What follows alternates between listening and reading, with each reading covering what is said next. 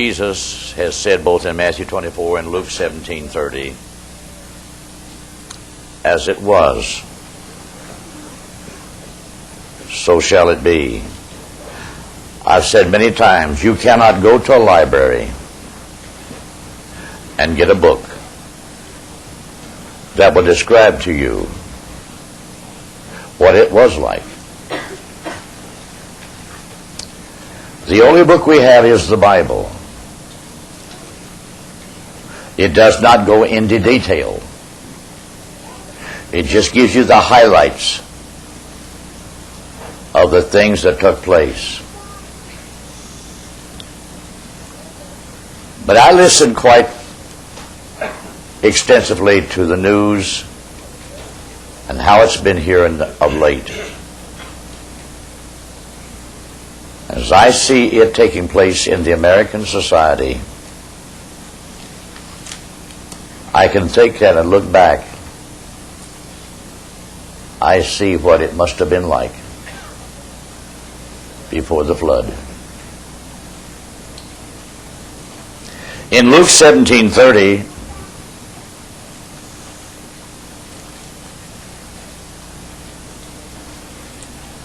it talks about Sodom and Gomorrah.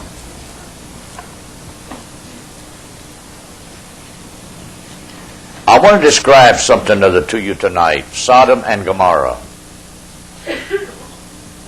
That's not talking about two cities.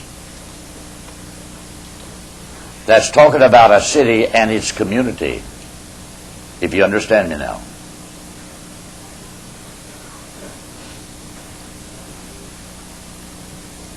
And we've got one in America I will use as a model. Hollywood, L.A., California.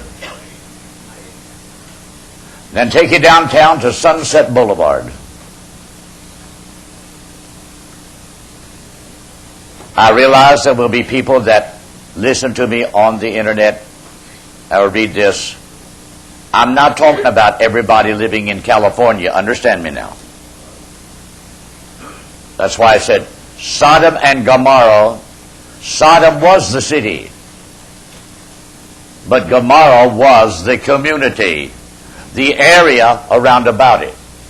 When I read in Genesis, it describes how before the destruction of Sodom and Gomorrah, that was a well-watered plain.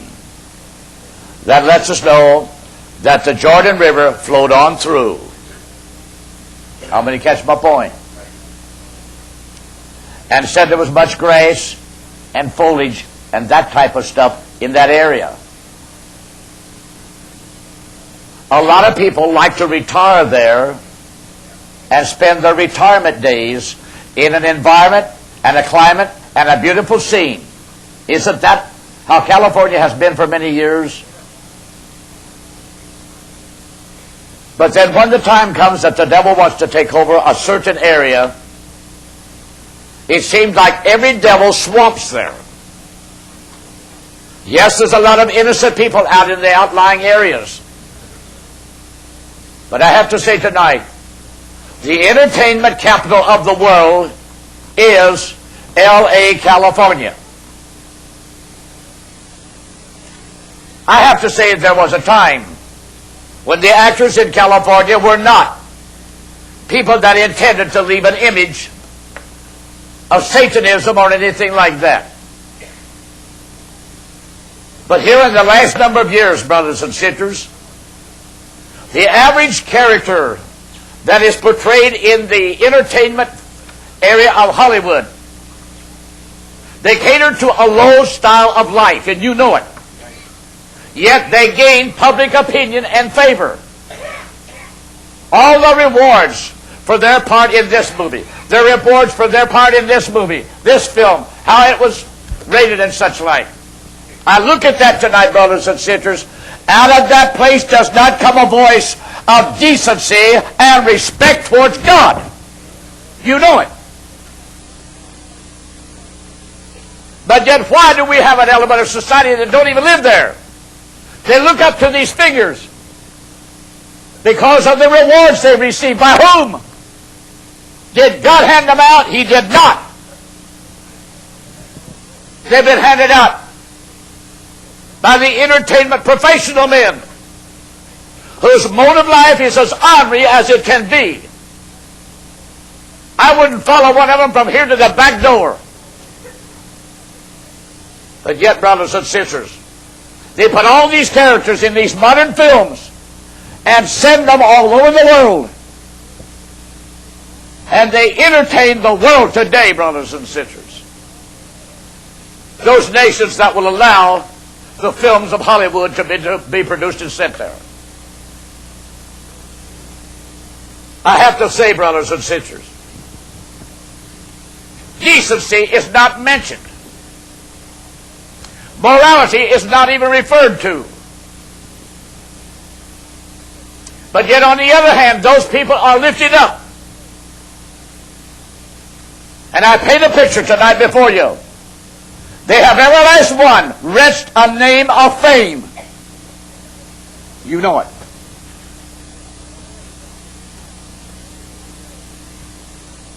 And brothers and sisters, as long as time remains, those individual people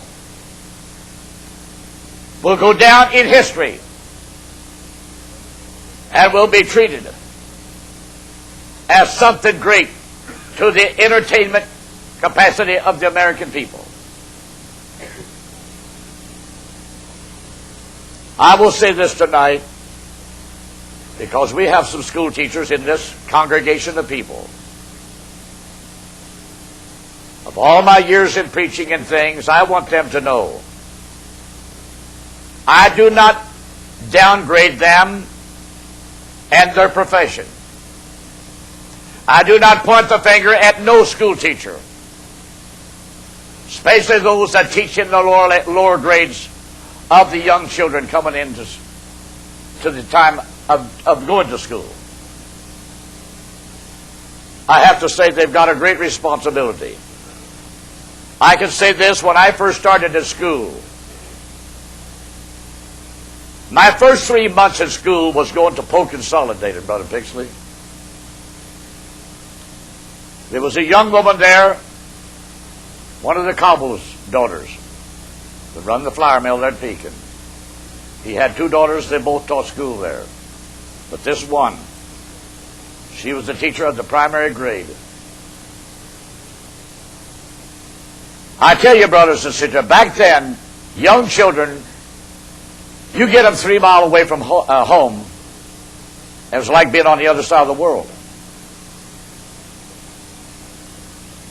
And for us to be taken away from home for 6 or 7 hours, that really made us feel bad. But I want you to know, them school teachers then, they knew that. They knew how these young children felt. They saw to it, brothers and sisters, they become your second mommy. And we all flocked around her. And she put her arms around us just like we was all hers.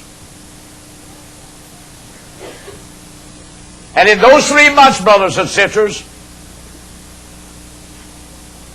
after I learned what going to school was all about, I realized this. They had a responsibility. Because in one recess, I was running between 2 of the neighbor boys that was much larger than I was. And for some reason or other, I tripped against a big rock and it threw me out of their hands and threw me on my back, and I hit a big rock at the back of my head and just laid it open. Well, them 2 boys didn't leave me lay there. They picked me up and they saw to it I was taken right to school. And that young woman school teacher, brothers and sisters, she took me down into the janitor's room, and she had him to draw her a bucket of water, and she washed my head, and she took care of me like a nurse. And that made me respect her, brothers and sisters, because she did for me what my mother would have done if I'd have been at home.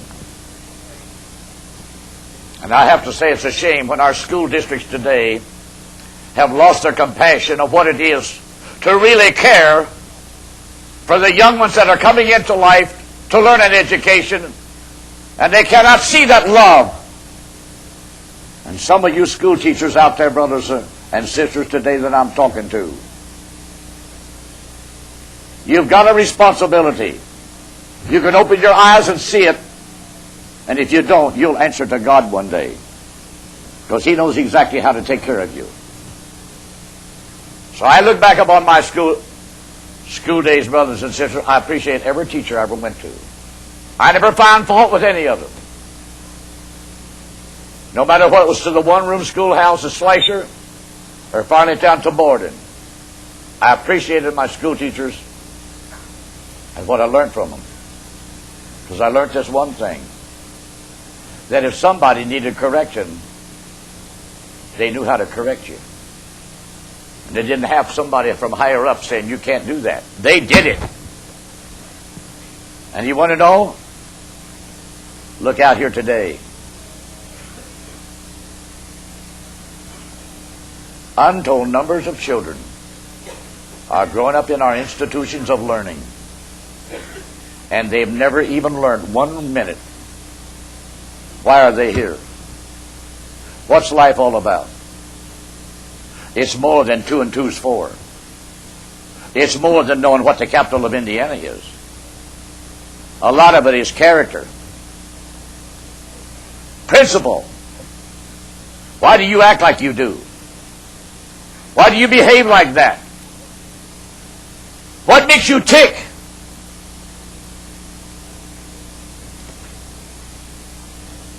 I say this tonight, brothers and sisters, because I want to take you back before the flood for just a little bit. As it was. There's no book that tells you. It just only gives you 2 points in Genesis 6. And it came to pass, when daughters was born unto the sons of men. Now I ask the question, wasn't there no daughters born unto Adam's line on this side of that boundary? I have to say there was. That's the only way that these sons of God line can be multiplied. You know that. Right? And the Bible says, in that land there was a presence of God. Something about the Spirit of God that could convict a man, though he didn't see God. At times it made him aware. Don't go too far. That's far enough. But on this side, brothers and sisters, that wasn't there. So the point is, what got into those young women of the men line, Cain's line? Sure, it says they were fair. That don't necessarily mean they was white as a snowball. It was the way they were portraying themselves. Now I'm going to draw a picture for you, brothers and sisters, and I'm going to show you just how it was. I'm looking out there tonight, and I'm looking backwards through it. So follow me. Now don't tell me, brothers and sisters, that women came to the river and began to carry on a conversation with the sons of God, and they got on an X-rated conversation the first thing. Them sons of God wouldn't have stayed there 5 minutes. Because, brothers and sisters, they knew exactly what had happened that put them already in the fallen state of having death imputed. Don't tell me they didn't. They did.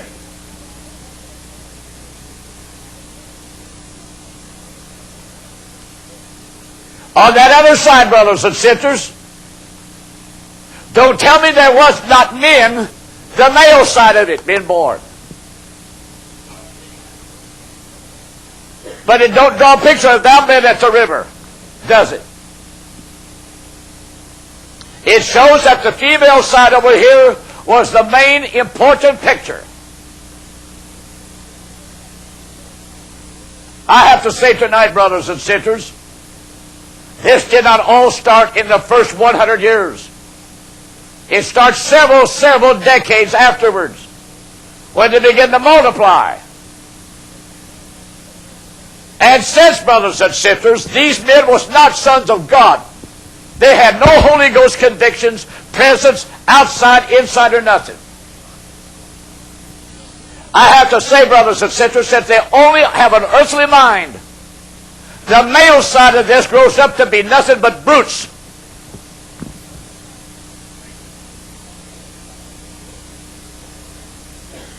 It's out there tonight.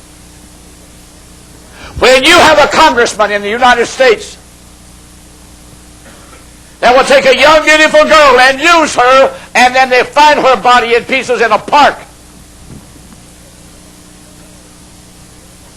that didn't come from a son of God. You know it.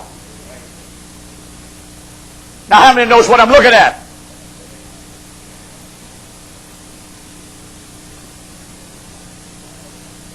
And yet they're men of renown,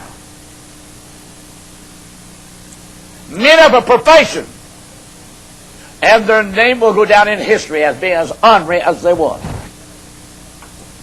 No matter how much personally they try to spend money to preserve it, in any logical man's mind, it will go down in history as one of the most ornery type of creatures there ever was. All over America today, brothers and sisters, that same scene is being repeated. It just don't hit the highlights. This Scott Patterson. Look what a nice looking man he is. Didn't have enough of money to fight his own case, but he had $10,000 on him the day they arrested him. So he winds up using a taxpayer's attorney.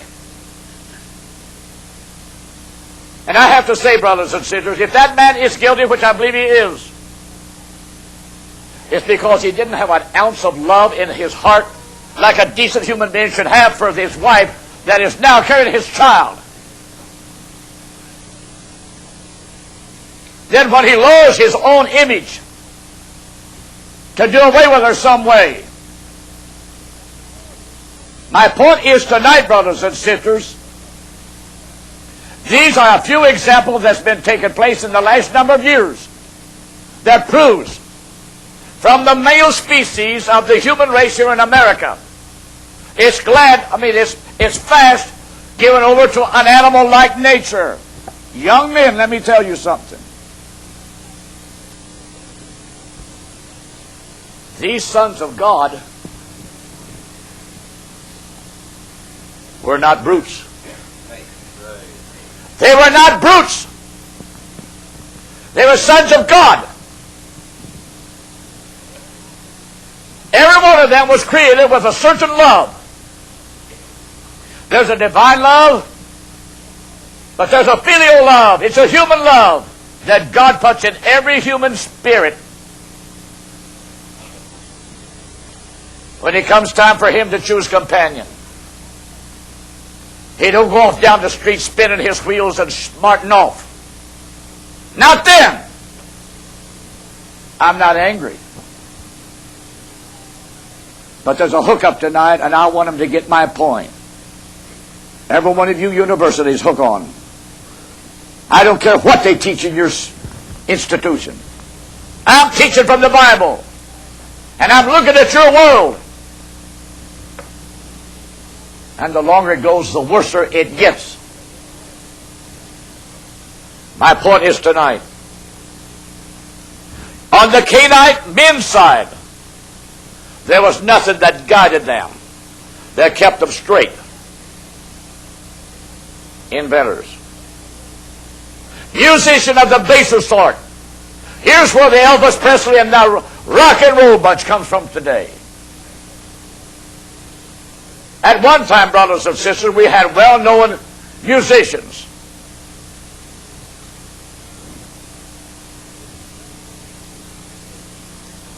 But the point is this, brothers and sisters, before the flood, on this side of the river, in the Son of God line, you did not have hatred. You did not have bullheadedness from the male side. How many understand me now? They were sons of God. Gentle, kind, loving. Well, then what in the world took place that got these sons of God to take these females? Sure, it records how beautiful it was. Fair to look on. But I believe they had enough of convicting presence of God in their lives to not lay their hand on one of them women. Just for the sex side of the game. Do you understand me? There was something going on over here. In all them nomadic tribes, there was meanness, cruelty. I hate you. Get out of here. And that is echoed out across America tonight in many homes. Don't tell me it ain't.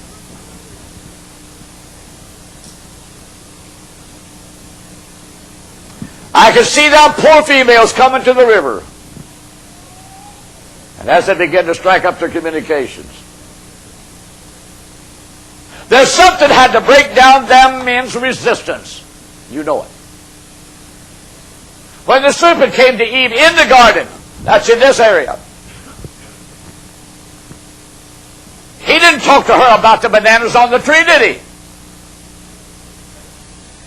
He struck up a conversation. Yea, has God said?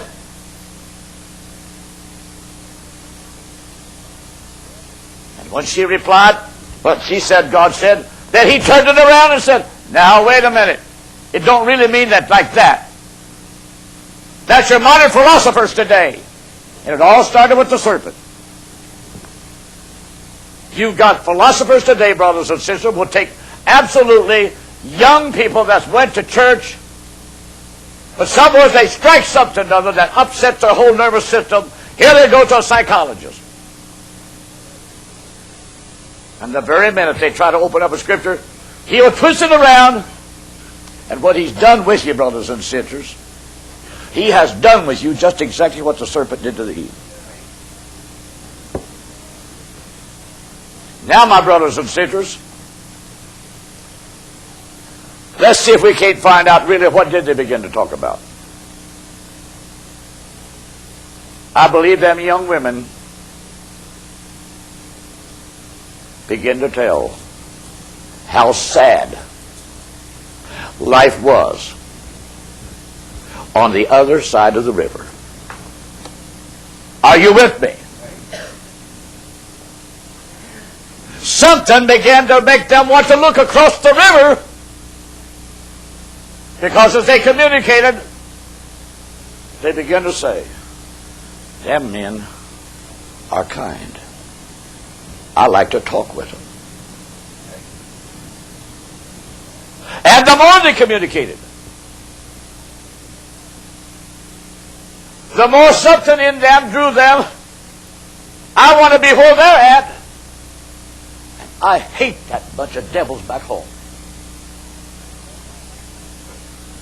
And if God lets America stand another 10 years, God have mercy.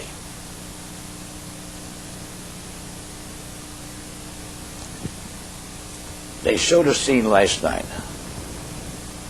What's the typical teenager today? You know what they showed? 6 teenage girls, all with a telephone, on a street corner, and a boy or two, and they all had that cellular phone in their ears. Now I wonder what they're going to learn. Well, are you against cellular phone, Brother Jackson? Absolutely not. But are you going to learn everything in life by having the thing?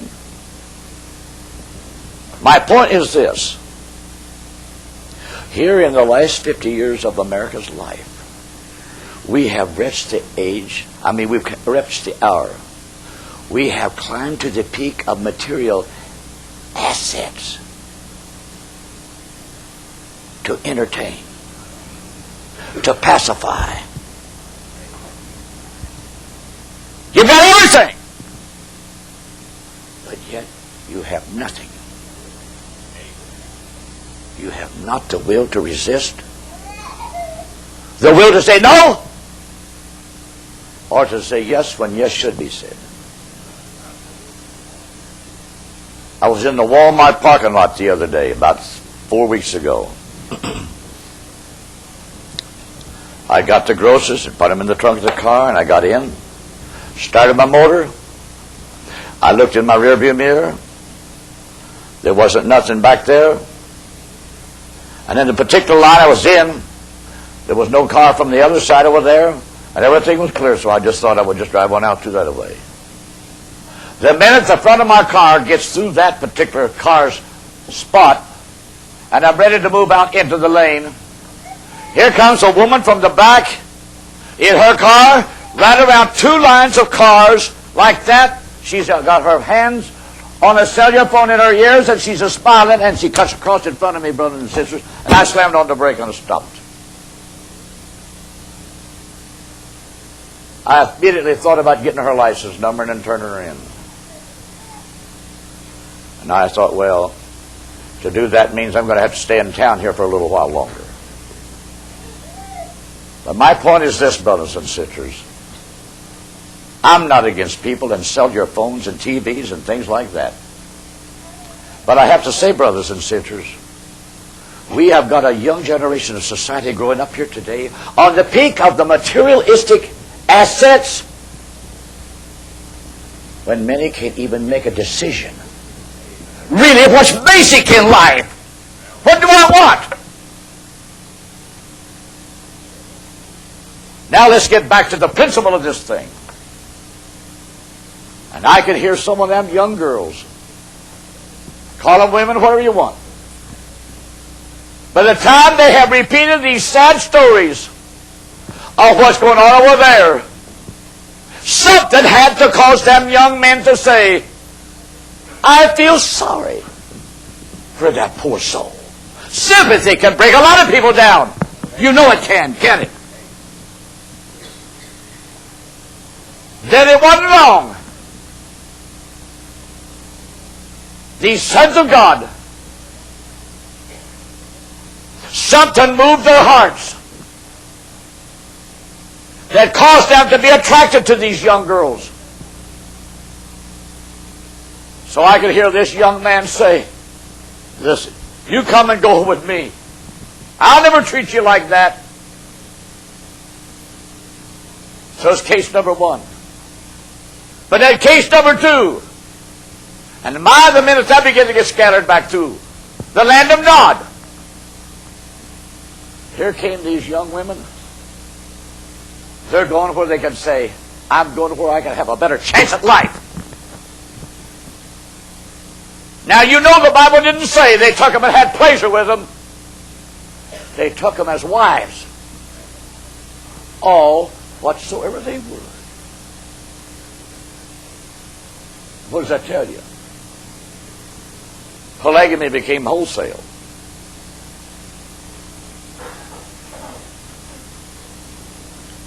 And I believe every last one of these sons of God took these women, motivated much out of sympathy, kindness, because they had an attribute to want to show kindness to something or other. But after a while, brothers and sisters, when that began to then multiply from that,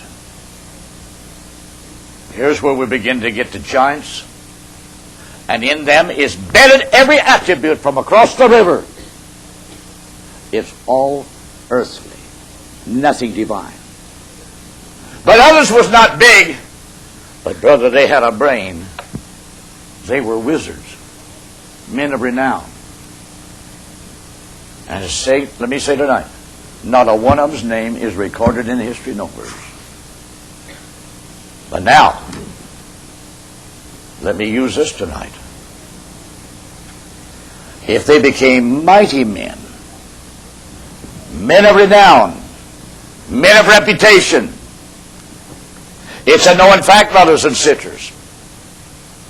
After that went on for a long time, these men that had a reputation of being professionals in whatever their field was, they got that brain from the serpent. How many catch my point? They got that brain from the serpent. They did not get that brain from the Son of God line. That don't make them ignorant. It just goes to show you, brothers and sisters, the first and foremost in the Son of God line was to know how to walk uprightly before God. And use yourself here in the field that God has placed you in. But that other line, brothers and sisters, it was more materialistic, earthly minded, professional men. Why did I say that? All because when this line did begin, and they crossed in, and then this line began to breed downward. That's the Satan's purpose. Thence when building great objects, cities of great renown began to be builded. And brothers and sisters, when we come off down through here on the other side of Eden, and we're in Egypt, there's a pyramid down there today. They call it the step pyramid because it's one pyramid on top of another one. And they say it was built before the flood. Their name is not there, if you listen to me. But whoever masterminded it had to be a man of reputation. Because, brothers and sisters, it has stood over 5,000 years. It's went through the flood, and the first time we went to Egypt, our guide took it to they call it the step pyramids because it's the way it's built. And for centuries, men tried to find the opening. And finally, one time, there was a certain element of explorers digging on a certain side, and they dug way back here, and they come down like with a tunnel, and they came at the base of this, and they found the stone area that they dug into, and they found the entrance. And when they dug into this, brothers and sisters, they could see that this pyramid inside, the tunnelway, was deteriorating fast. The stone was beginning, we will say, to not decay, but was beginning to lose its consistency. Then they feared, lest therefore explorers or people get caught in it and the thing collapse. They filled the whole tunnel full of rock and sand. And it's a closed item today. But the point is, brothers and sisters, and the reason I bring it out, if one of them monsters could be built before the flood, then you have to know and realize there had to be men born with a mentality that that's all they want to do and achieve in life. They became professionals.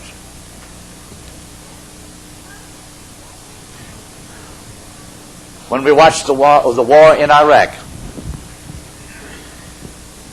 they said one of the oldest artifacts in the old historical world is there in that.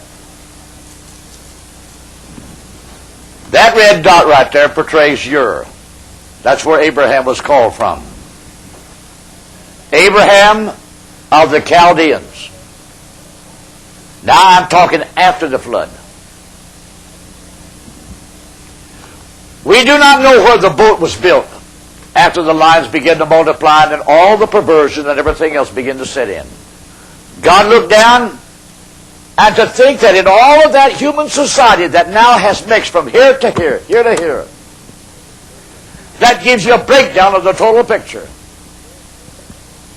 You know and I know that boat could not be built just anywhere,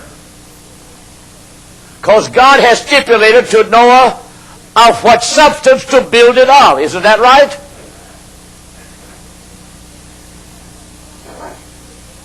God is not going to tell Noah to build it of a certain type of timber, and there ain't none of it growing there. How many got my point? And God is not going to tell Noah to build it away, and he has to go 100 miles to get it. God knew exactly when he spoke to Noah and his sons that there was plenty of that timber right in that vicinity. So we don't know today, brothers and sisters, we're about in this Garden of Eden, After all the perversion has took place, we don't know where the boat was built. But we do know this. It was built somewhere between here and here. And then when the flood did come, I want you to know, the boat floated for months, but it sure didn't land on Mount McKinley.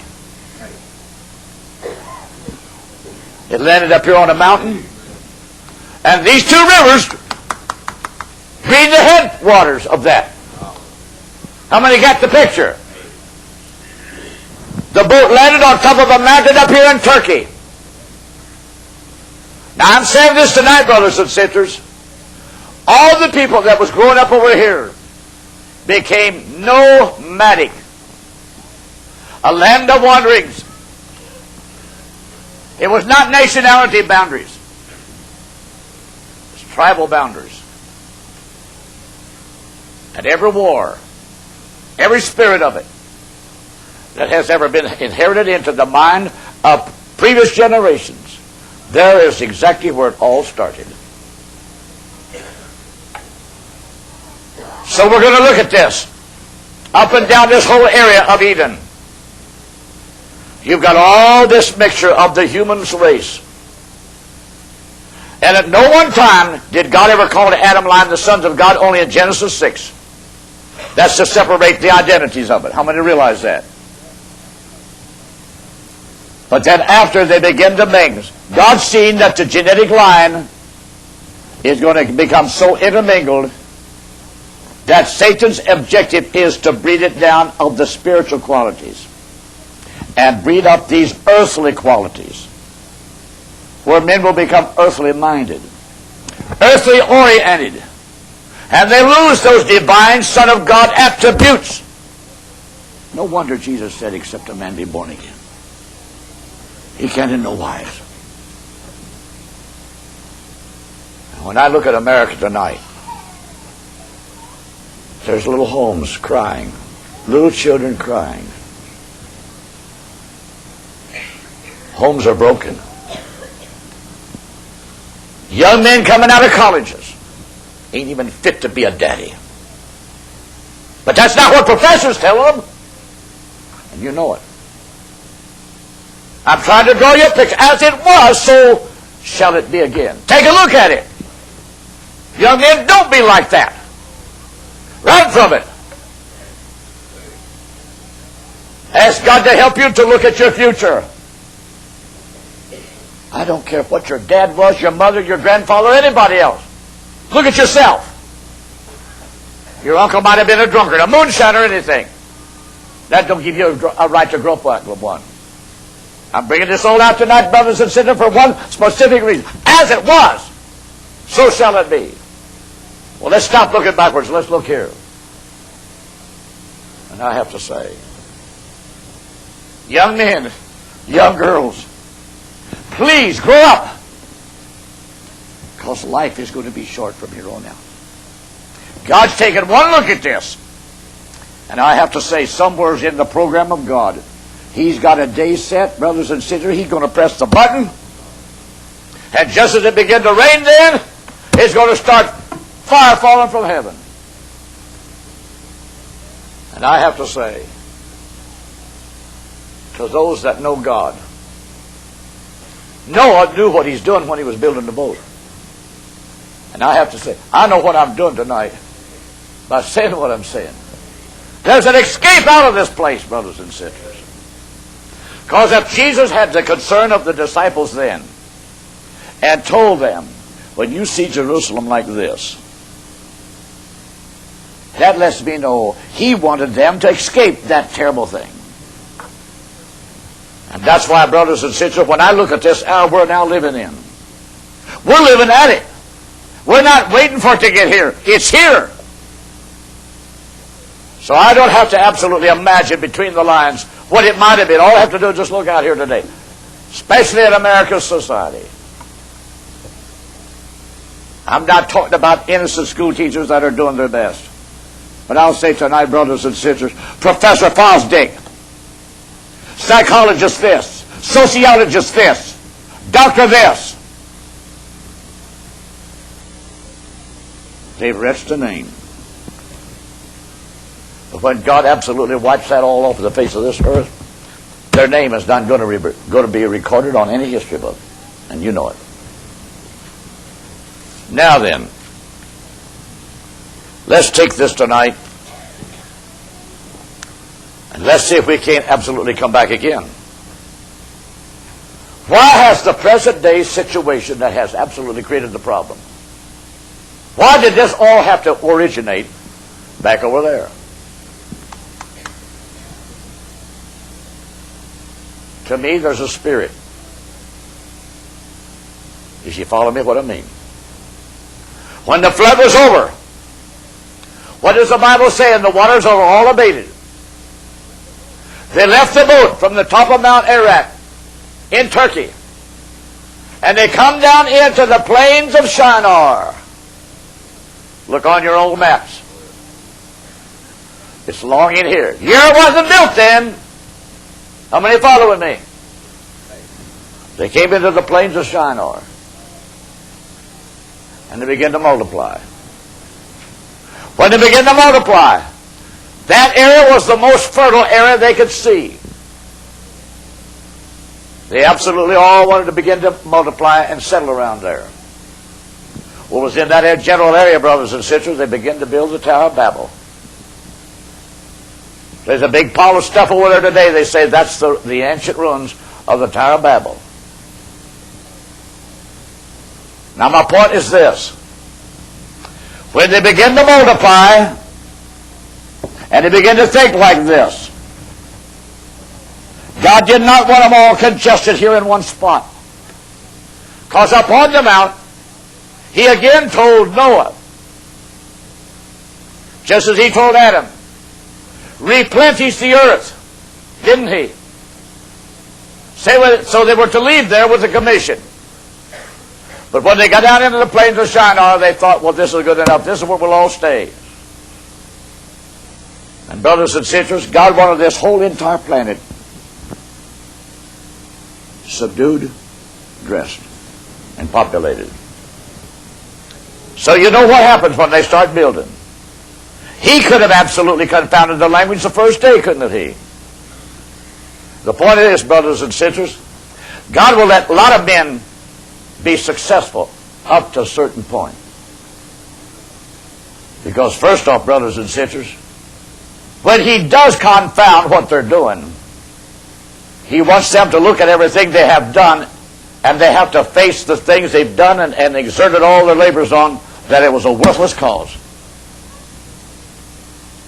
When I look at this silly thing they called you in tonight, and they think that our president, he's the number one, if he wants to lead this whole thing to make this wonderful earth a better place for human beings to live in. But he don't want to cause no professor to lose out. He don't want none of our gallant, great men renowned today to be kicked out in the cold. And I have to say, his knowledge of God is about as nil as it can be. That's for psychological purposes. He wants it to look good to the society. But the inward relationship between him and God is nil. Now let us start. God confuses their language. And so from there, brothers and sisters, man began to multiply. So again, I have to say, some begin to leave this area, and some go this way. Some go this way. But over a period of time, brothers and sisters, all that society then began to become nomadic, warlike. In that area, brothers and sisters, they became warlords, if you understand what I mean. They have built the city of Ur. I was in that area, brothers and sisters. Abraham is born, and it says there, Abraham came from Ur, the land of the Chaldeans, right? The Chaldeans then could have been the same as the Kuwaitis today. You understand what? Now I didn't go. Don't go away and say, Brother Texas said, Abraham was a Kuwaiti. I didn't say that, did I? But I do know enough about reading history. And listen to me. Whatever a tribe was here, that's the general area they've always stayed in. Because up in here, brothers and sisters, was the ancient Medes. And that's why in Iran is a small element of they call it the Kurds. They're the ancient Medes. And the Kurds is off over in here too. So the point is, the Medes and the Persians had their empire. But then when all of this begins to change, brothers and sisters, it did not take and change the Medes from here to here or somewhere else. They stayed in the general vicinities because somehow or other they're born and raised in that habitat. So that's why I said tonight, Abraham could have been, he might have been called a Kuwaiti at the time. But I find another scripture. He was called a Syrian.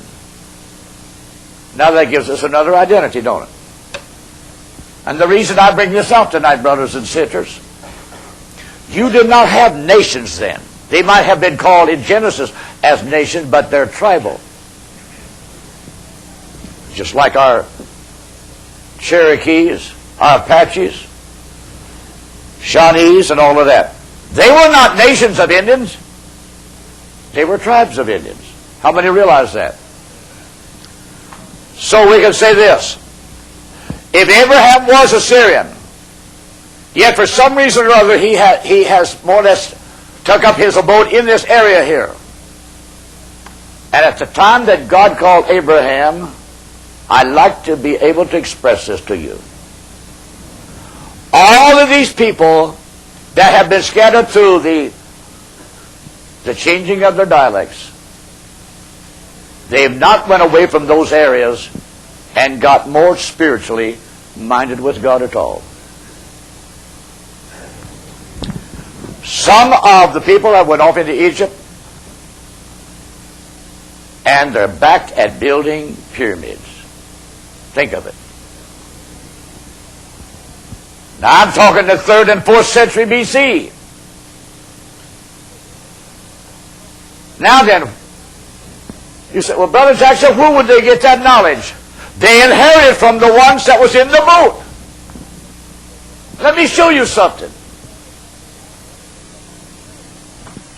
How many realize tonight, brothers and sisters, that Noah was 500 years old when God told him to build a boat, right? He's already got 3 sons, hasn't he? And they've each one got a wife. They was 100 and some years building that boat, weren't they? Do you mean to tell me, brothers and sisters, that they didn't know anything that was going on down here in this land of Egypt? They didn't have television, they didn't have telephones.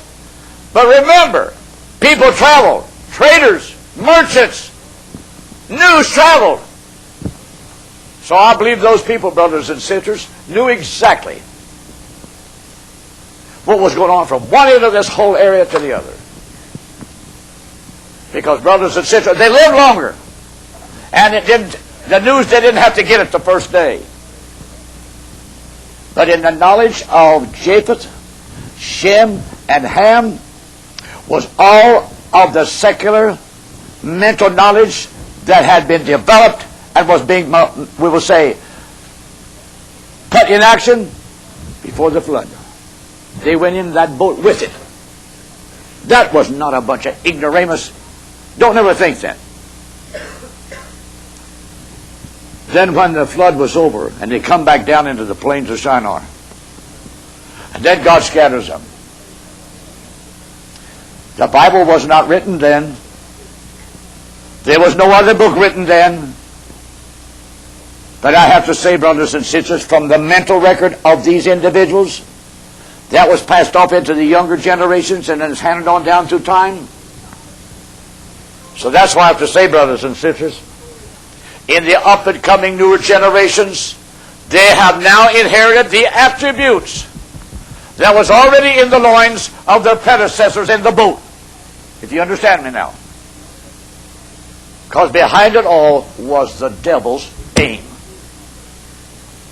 Because his aim is eventually get back in control of this whole planet, where that the original man that's made in the image of God, he has so been bred down he becomes nothing but a mental, earthly minded creature.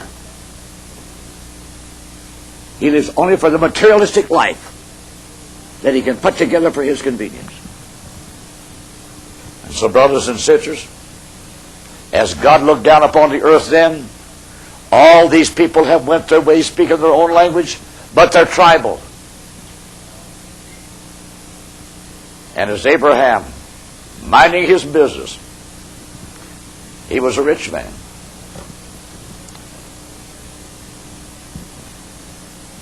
God knew when he called Abraham. He knew his wealth. Read what he had. The earthly goods he had.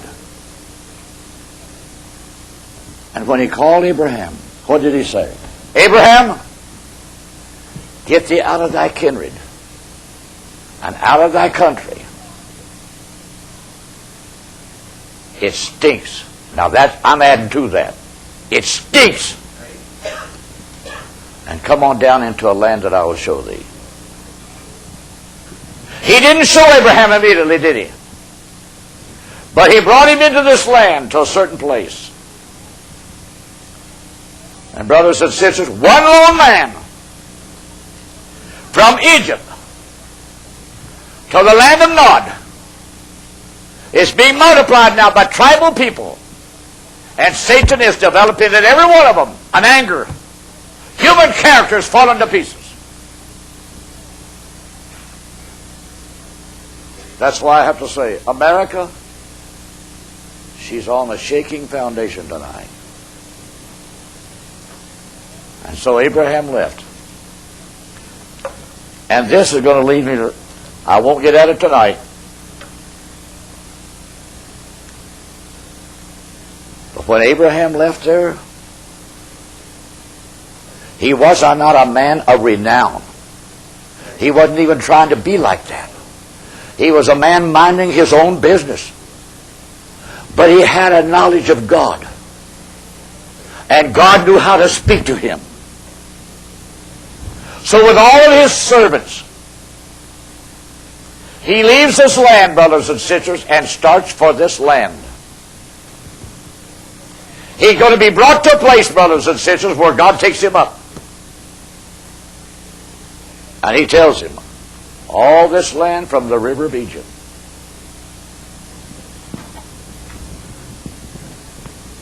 to here will I give thee, and thy seed after thee. And come down into here. There's a place called Havilah. That's a dry riverbed. Evidently, before the flood, it was a river. But it's all desert now. Why am I saying this? One lone man alive in a world that's going to the dogs. God said, I will give this to you and your seed after you for an inheritance. Actually, it's given to him Eden. Read the dimensions of Edom in the 2nd chapter. It's the biggest part of Eden back again. One lone man. And I'll say this tonight. Why is all of those people in this whole Middle East against that Jew?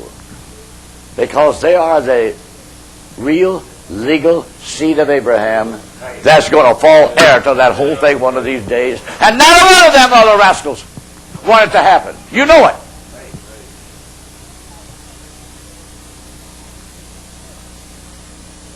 And I'll say this tonight, brothers and sisters.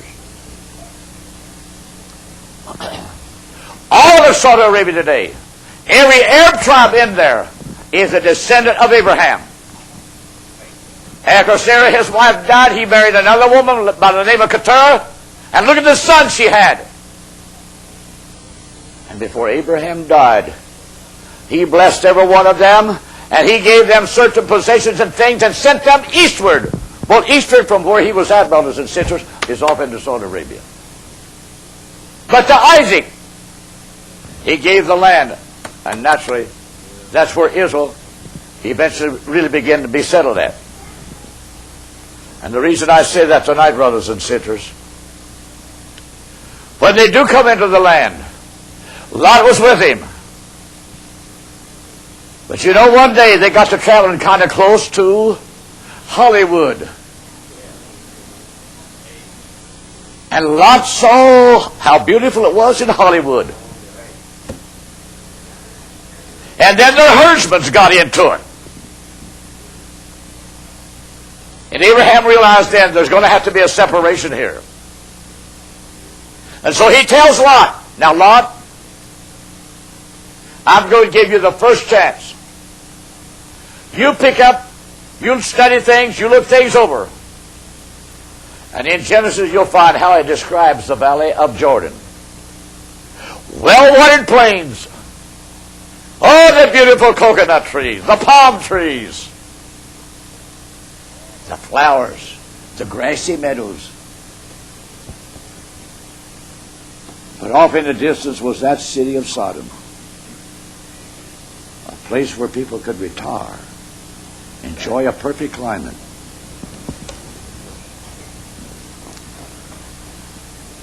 And Abraham told Lot, you pick that, I'll go the other way. So Lot, he chose Sodom. He did not move into Sodom immediately, no, because he was a herdsman. But he moves closely into the vicinities.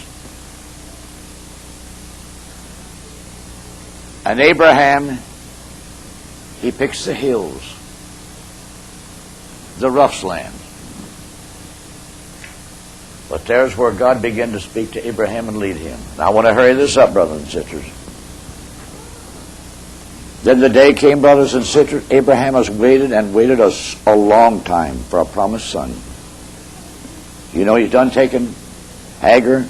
She done give birth to Ishmael.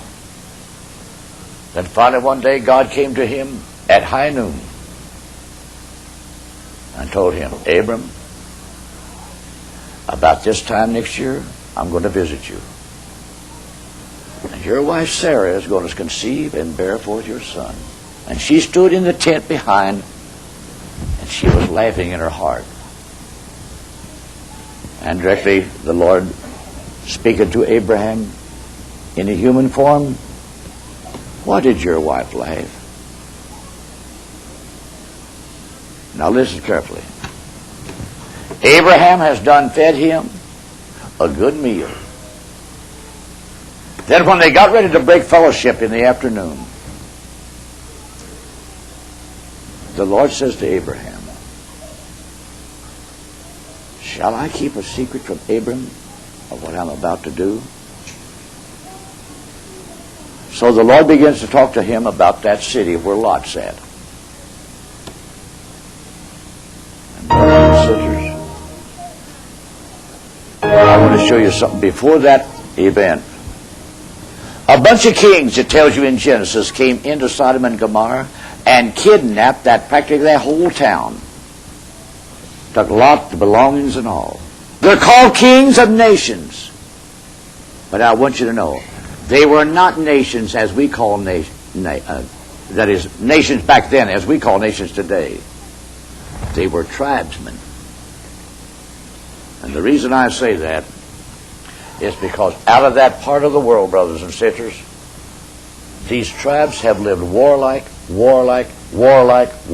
for centuries upon centuries of time. Now the reason I say, they were not literally a nation like today. Because when when Abraham heard what them tribal chiefs had done, what did he do? He had 300 men. Now what can one man do with 300 men if he's fighting the whole nation? How many get my point?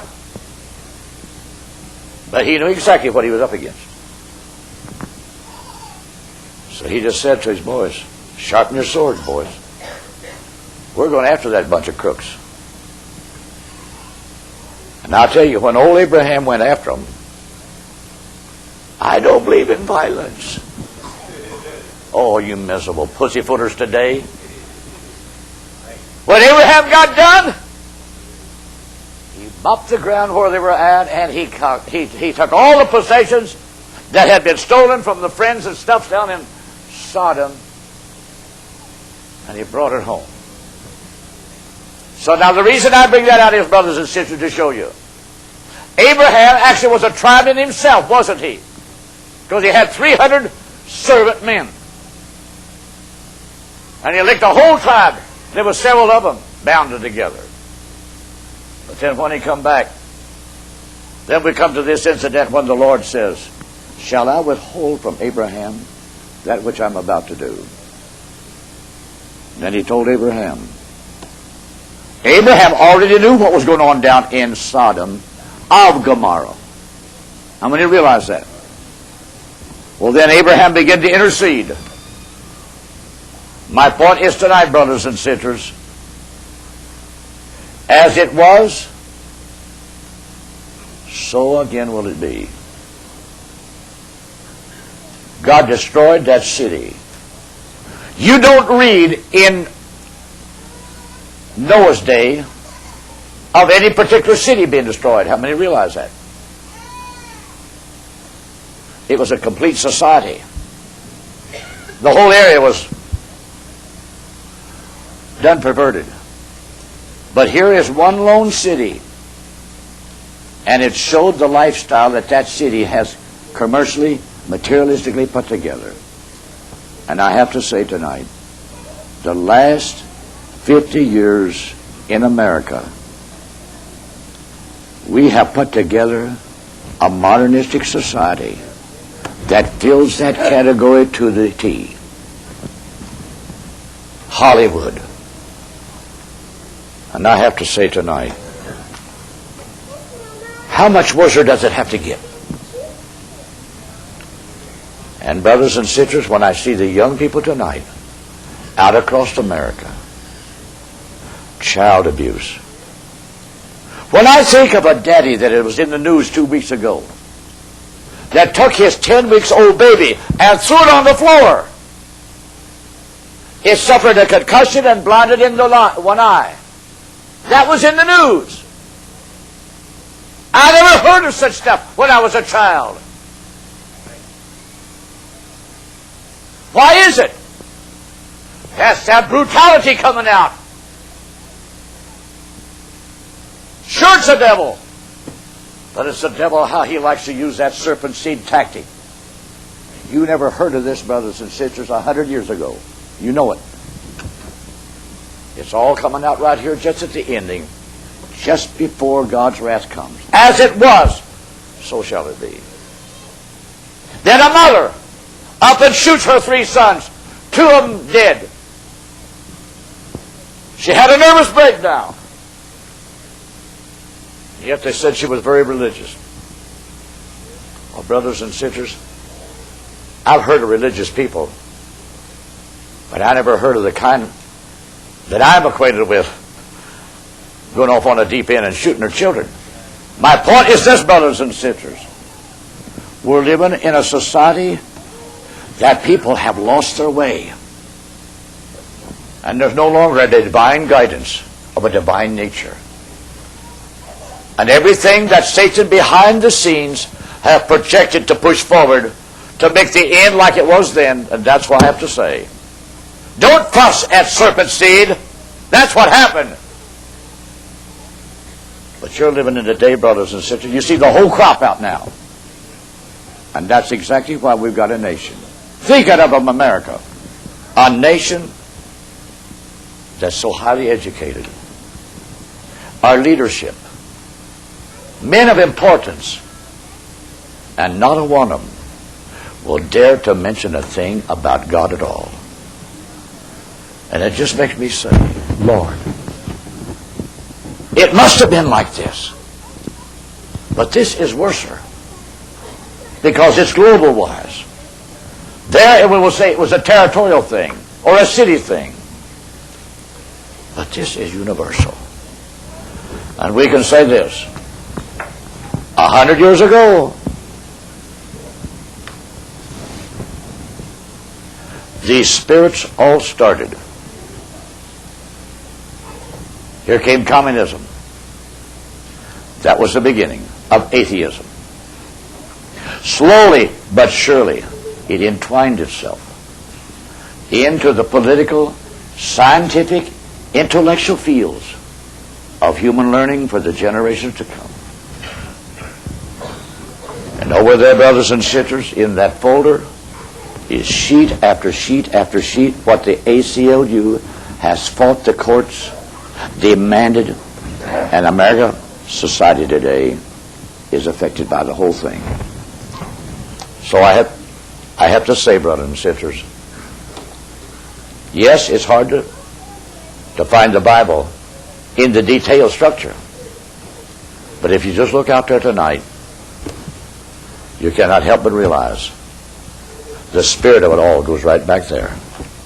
And this is the climax.